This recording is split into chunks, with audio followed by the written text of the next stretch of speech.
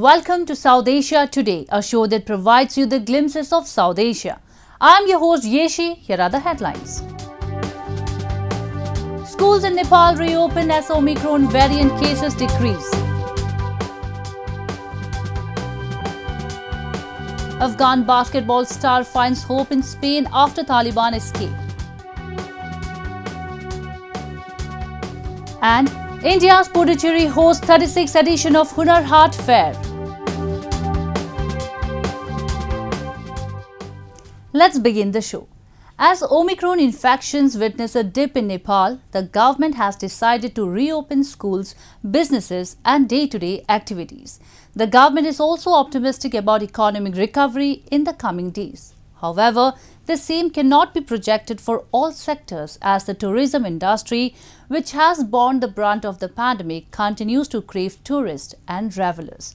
Tamil, which would once remain a buzz with foreigners, is all deserted, with no light appearing at the end of the tunnel as of now. Amid a weakening Omicron variant-fueled third wave of COVID-19, the Nepalese government reopened schools after a month of virtual classes. The local district administration last week had permitted educational institutions and businesses such as schools, restaurants and movie theatres to reopen from this week, adhering to health and safety protocol. After a month of virtual teaching, learning practice, students in capital Kathmandu are thrilled after returning to classes. मलाई यहाँ धेरै खुसी लागिरहेछ अनि excitement पनि छ अनि साथीहरुलाई भेट्न पनि मन लागिरहेछ अनि कहिलेकाहीँ त्यो अनलाइन क्लासमा हुँदाखेरि चाहिँ झेउ लागिरा हुन्थ्यो अनि त्यसपछि सर म्यामहरुलाई नि देख्न मिल्थेन अनि त्यसै अहिले चाहिँ फिजिकल क्लास हुँदा चाहिँ सरहरुलाई नि म्यामहरुलाई नि क्वेशनहरु सोध्न नि मिल्छ अनि इजिली पनि पढ्न मिल्छ अनि त्यसपछि खोप पनि लागिसके त्यति डराको नि छैन त्यो भएर अलि खुसी लागिरहेछ अनलाइन क्लास लिँदा.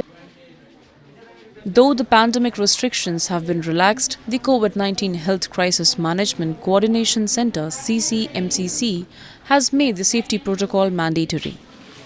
It had recommended the Interior Ministry, Education Ministry for the arrangement of regular school classes for students above 12 years and on alternate days for those under 12 years. First to report COVID-19 cases in entire South Asia in early 2020. Nepal till date has reported 974,857 cases with 946,330 recoveries and 11,911 deaths.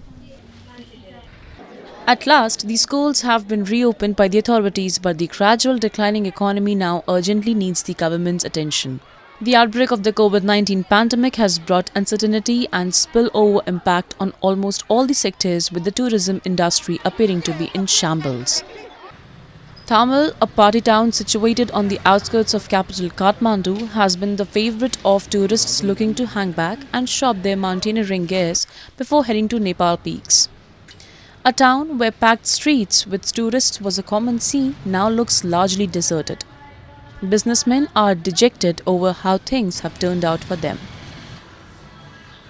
Covid को ताकातिर हो covid भन्दा अलिकति अगाडि मात्रै हो हामीले राख्न पाएको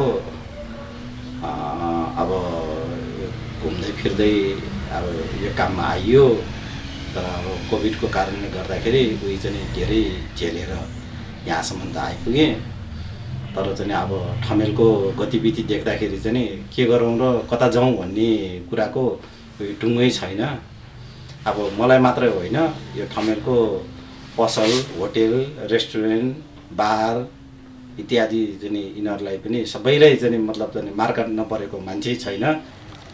As per a survey made by Kathmandu Living Labs in partnership with organizations, about 17% of the tourism enterprises in Nepal have permanently shut down since March 2020. The economy of Nepal is largely dependent on tourism and the foreign currency brought by tourists. Most visitors to the tiny Himalayan nation come to conquer Everest and other related peaks. Cultural tourism of the country has also been piquing tourists' interest. Considering the negative impact of prolonged lockdown measures on the economy, observers say Kathmandu must decide on the best strategy to help the tourism industry return to normal life before it's too late. The animal husbandry sector is flourishing rapidly in India's Jammu and Kashmir. With more farmers practicing it to have higher returns, the industry is opening doors for more advancements and technological developments. Moreover, an initiative called Integrated Sheep Development Scheme is helping farmers and breeders in increasing their profits by way of enhancing the productivity of their cattle. The breeders in Chappar village of Udhampur district are a few among the beneficiaries. Animal husbandry, one of the branches of agriculture, has become a luring business in Jammu and Kashmir because of its profit-generating capacity and low investments.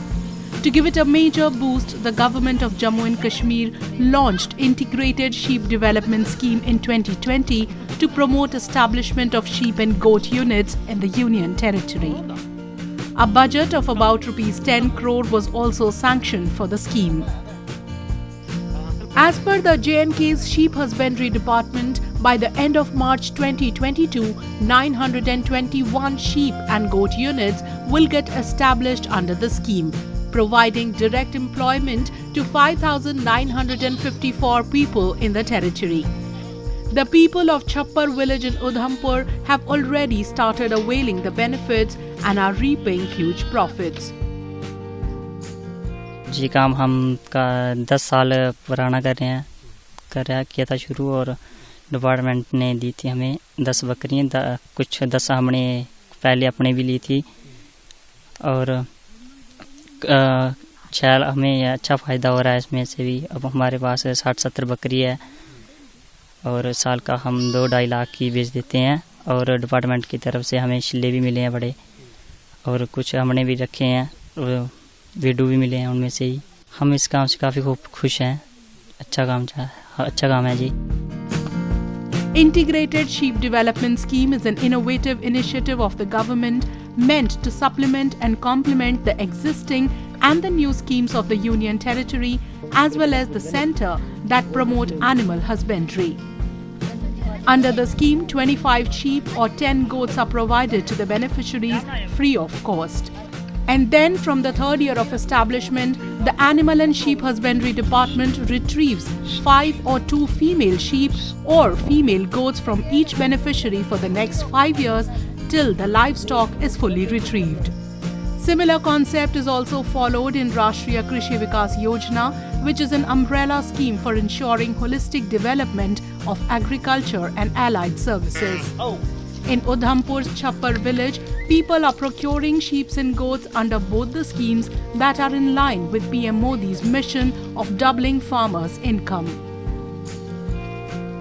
हमारे इस block में और भी units चल रहे हैं, करीब 8 unit चल रहे हैं हमारे इस ब्लॉक में, जिसमें से 6 ISDS के और 2 RKVY के हैं। जो गवर्नमेंट की स्कीम्स हैं उनसे लोगों को ये फ़ायदा हो रहा है ब्लॉक के, कि अर्लियर ये होता था कि गांव से लोग माइग्रेट करते थे शहरों की तरफ एम्प्लॉयमेंट के लिए। जैसे आपको हमारे ब्रीडर ने भी बताया होगा कि उनके पास इनकम जनरेट हो रही है, तो एक तो माइग्रेशन कम हुई है शहर की तरफ, और लोगों का जो रुझान है लाइफ स्टॉक और कहते हैं कि सेक्टर की तरफ वो बढ़ा है। और ये जो हमारे प्रधानमंत्री मोदी जी का विजन है कि फार्मर की इनकम डबल करनी है, उसमें ये हेल्प कर रहा है, क्योंकि ये ऑगुमेंट करता है उनकी इनकम को, या सप्लीमेंट करता है जो उनकी इनकम को जो वो एग्रीकल्चर से जनरेट करते हैं। उसी तर्ज पे हम इनको टाइम टू टाइम हेल्प देते रहते हैं। हम इनको time to time dosing, deworming करते हैं, डोजिंग करते हैं, डिपिंग करते हैं, टाइम टू टाइम वैक्सीनेशन करते हैं अगेंस्ट वेरियस डिसीजेस। और कोई भी अगर कहते हैं कि इनको प्रॉब्लम आ जाए, कोई डिसीज आउटब्रेक हो जाए, तो उस टाइम हम इनको हेल्प करते हैं ताकि इनका मिनिमम लॉस हो लाइफ स्टॉक का, और मैक्सिमम ये इनकम जनरेट कर सके और फर्दर ये प्रोपोगेट कर सके अपना कहते हैं ये business. Even after having an enormous potential and conducive environment for sheep and goat farming, Jammu and Kashmir was facing a significant gap between demand and supply of mutton. But with the introduction of Integrated Sheep Development Scheme, mutton production has incremented by around 12 lakh kgs. Moreover, it has also proved to be a life-changing scheme for breeders, as now they are getting superior quality breeds that produce enough wool and mutton. Now we take a look at some happenings in Asia in a segment called Asia Watch. Singapore will extend quarantine-free travel to Hong Kong, Qatar, Saudi Arabia and the United Arab Emirates this month, its health ministry said, resuming border reopening after a pause due to an outbreak of the coronavirus. The city-state will also restore and increase quotas under its vaccinated travel program, which had been reduced in December to deal with the Omicron variant. Singapore will streamline border measures for all travelers and remove an entry approval requirement for eligible residents who are long-term pass holders, the ministry said, making it easier for expatriates to travel. However, some overseas workers with different permits typically employed in sectors such as construction and manufacturing will still need an entry approval. The country intends to eventually scrap vaccinated travel lanes for visitors from designated countries to allow entry to all vaccinated visitors without quarantine. About 24 countries are in the vaccinated travel lane program, including Australia, India, Malaysia, Britain and the United States. The new lane with Hong Kong is unilateral.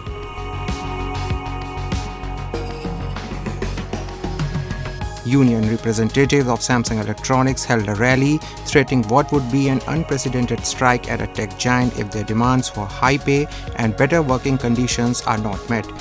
The rally took place near Samsung headquarters in Midtown Seoul after government's arbitration broke down earlier this week. They are calling for wage gaps among employees to be narrowed, more paid leaves and better health benefits. Union officials sought a direct meeting with the top management of the sprawling conglomerate's flagship chipmaker and world's top smartphones manufacturer. The potential impact on the company's operations is not clear as the largest of the four unions, the National Samsung Electronics Union, has roughly 4,500 members, about 4% of the 114,373 employees in the country. Samsung Electronics said in a statement, the company continues to engage in dialogue with the union and is making every sincere effort to come to an agreement. The company founded in 1969 about unionization until the end of 2010.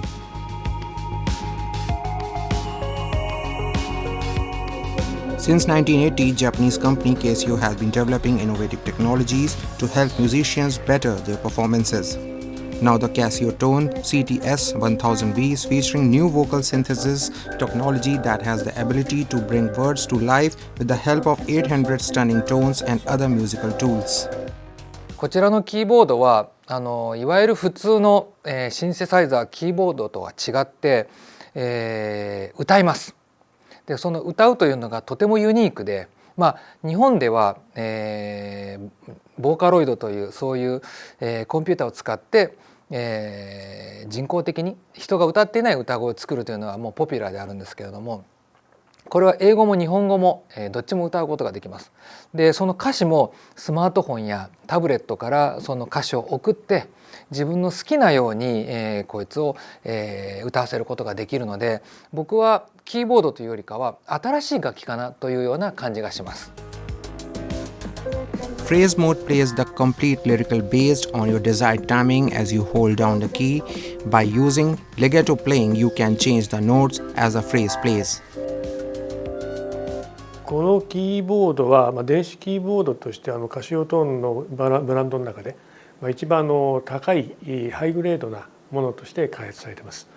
でこれまではですね、キーボードっていうのはピアノの音はもちろん、あとギターや管楽器弦楽器のようなたくさんの音を使って一人でワンマン演奏できるというのが基本的なコンセプトの商品だったんですけども、これまで音質は日進月歩で良くなってきてはいるんですけども、最後まで出せない音があったんですね。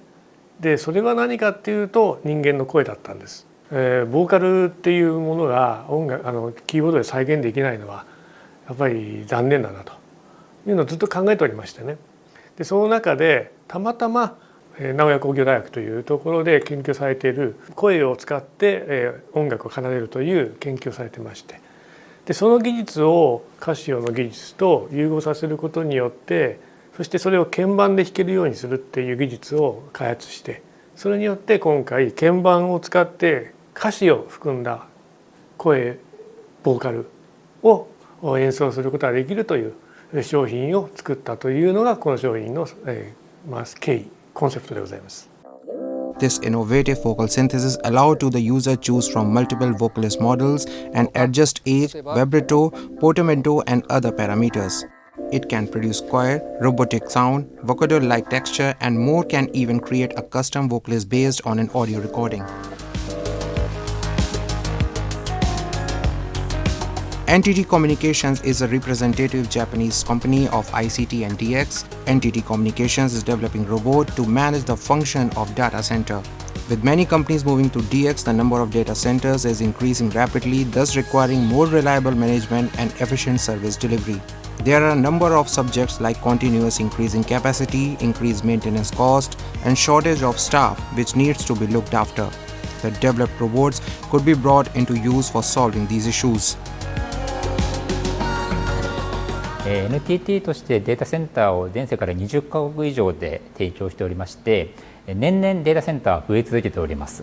ただしですね、その分データセンターのコストは非常に高くて、ほとんどが人件費になっておりまして、こういったところをこのまま人で頼りすぎていてはですね、お客様に良いデータセンターサービスを提供できなくなってしまいますので、より効率化がかかってデータセンター増え続けてもお客様に安心安全のサービスを提供できるような形で効率化を目指すためにデータセンターにロボットを導入しております。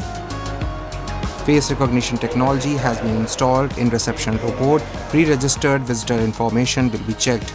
By performing the robot with route in the facility, the robot will guide visitors to the destination. Human being can check and inspect the data center from a distance through the robot's camera. NTT Communications allocate robot working to facility detecting reception and attendance observation. They are available for robot alternative to human work. NTT Communications is developing the most effective and efficient management of data center. It is the mission as a spreadhead company of ICT and DX. Moving on to war-torn Afghanistan, where Nilofer Bayat, former captain of the Afghanistan's women's wheelchair basketball team, has found a new home and a new club in Spain after she, along with her husband, fled Afghanistan when the Taliban took over Kabul in August last year. Let's take a look on her living and playing in the city of Bilbao. This is Nilofer Bayat, an Afghan wheelchair basketball player who is slowly adjusting to a new life in Spain, 6 months after fleeing Taliban rule in her homeland.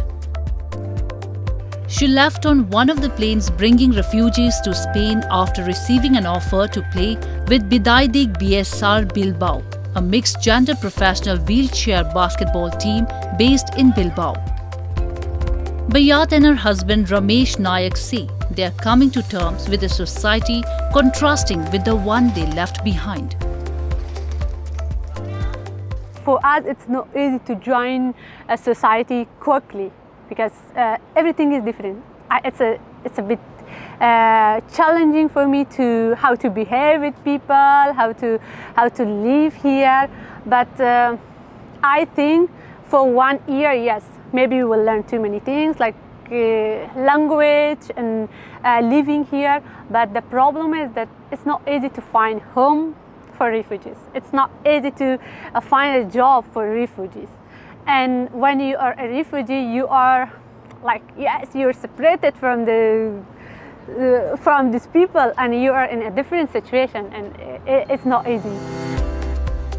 The couple arrived in Madrid from Kabul on August 20 on a flight with 100 other refugees thanks to efforts by the Spanish government and the Spanish Basketball Federation. Apart from her basketball career, Bayat, who trained as a lawyer in her native country, hopes to work with fellow Afghan women both in Spain and Afghanistan.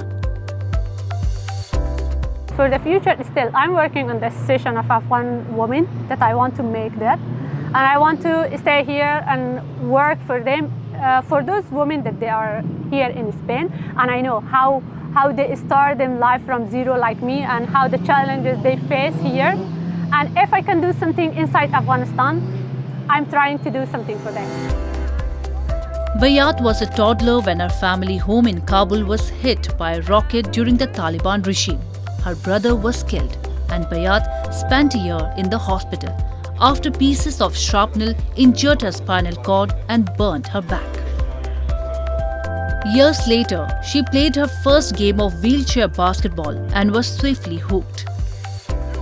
The president of her team, Chema Alonso, hopes that aside from daily training, Nilofer and Ramesh will soon be able to participate in the team's matches, as they have been granted political refugee status, which according to the Spanish law, opens up the possibility of finding work, obtaining social benefits, and gets a sports license that will eventually allow them to play.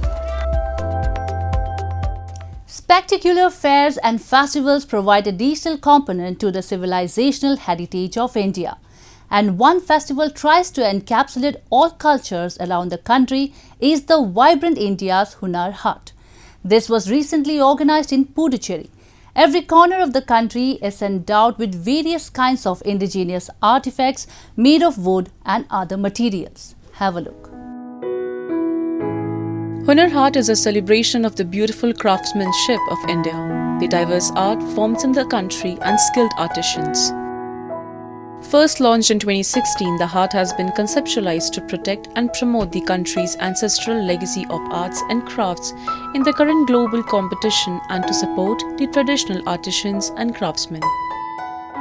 This year, 36th Hunar Haat has been organized at Old Port Crown, Puducherry from February 11 to 22 with Prime Minister Narendra Modi's directions to the Ministries of Work for Atmanirbhar Bharat and Vocal for Local.